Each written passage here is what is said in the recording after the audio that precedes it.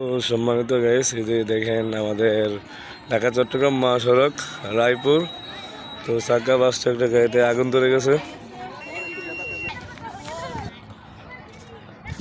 একটা গাড়িতে চাক্কা বাসটি আগুন লাগে, মনে করেন অনেক লোকগুলা মানে ফুরতেছে, অনেক লোক মারা গেছে এবং কি রানিং এ এখন আগুন আছে।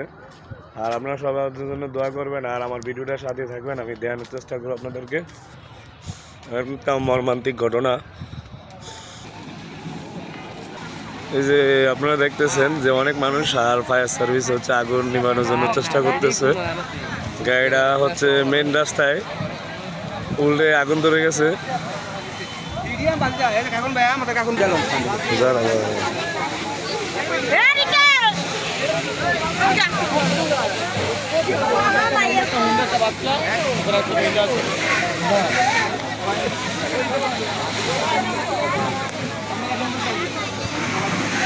খবর